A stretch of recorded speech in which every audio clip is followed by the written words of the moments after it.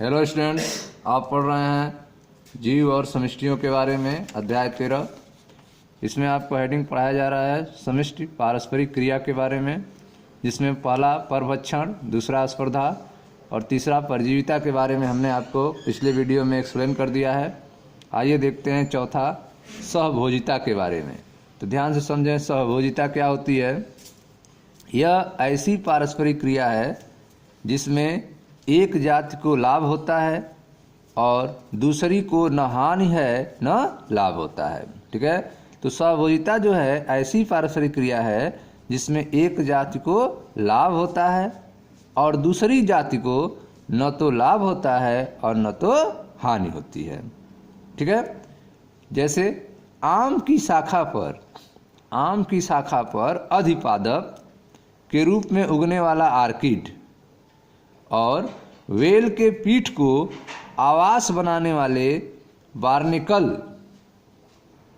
ठीक है स्टूडेंट्स, तो आप देख रहे हैं कि आम की शाखा पर अधिपादप के रूप में उगने वाला आर्किड और वेल की पीठ को आवास बनाने वाला बार्निकल को फायदा होता है, जबकि आम के पेड़ और वेल को उससे कोई लाभ नहीं होता है।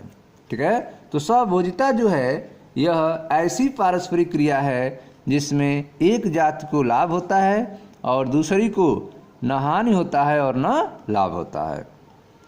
ठीक है, जैसे देखा आपने कि आम की शाखा पर अधिपादप के रूप में उगने वाला आर्किड और वेल के पीठ को आवास बनाने वाले बार्निकल को फायदा होता है, जबकि आम के पेड़ और वेल को उससे कोई लाभ नहीं होता है।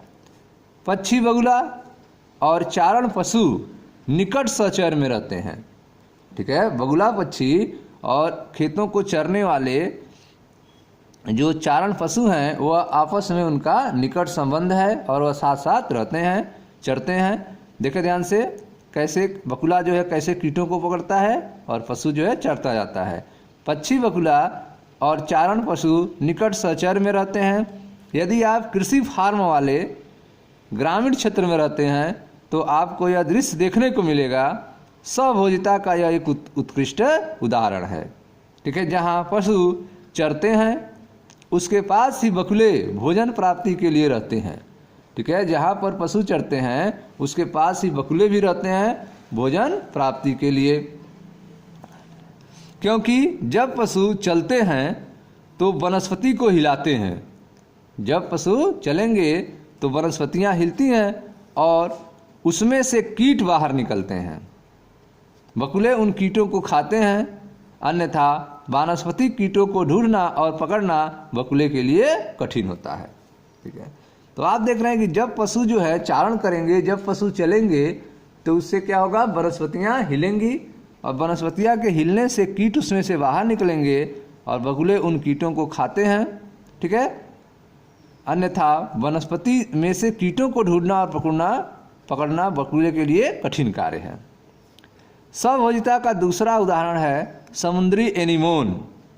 समुद्री एनीमोन दंसन स्पर्शक। समुद्री एनीमोन दंसन स्पर्शक होते हैं, जिसमें उनके बीच रहने वाली क्लाउन मछली की है। समुद्री एनीमोन दंसन स्पर्शक होते हैं जिसमें उनके बीच रहने वाली क्लाउन मछली का है। मछली को परभक्षियों से सुरक्षा मिलती है जो दंसन स्पर्शक से दूर रहते हैं। ठीक है, दंसन के द्वारा दूर रहते हैं। क्लाउन मछली से एनीमोन को कोई लाभ मिलता हो ऐसा नहीं लगता है। ठीक है, तो आप देख रहे हैं कि समुद्री एनीमोन दंसन स्पर्शक होते हैं। समुद्री एनीमोन के पास क्या होते हैं, स्टिंगिंग टेंटिकल होते हैं, दंसन स्पर्शक होते हैं, जिसमें उनके बीच रहने वाली क्लाउन मछली का है। ठीक है, मछली को परभक्षियों से सुरक्षा मिलती है जो दंसन स्पर्शक से दूर रहते हैं। क्लाउन मछली से एनीमोन को कोई लाभ नहीं मिलता है। ठीक है, तो यह था आपका सहभोजिता के बारे में। ठीक है, जिसमें एक जाति को लाभ होता है जबकि दूसरी जाति को न लाभ होता है न हानि होता है। Thank you.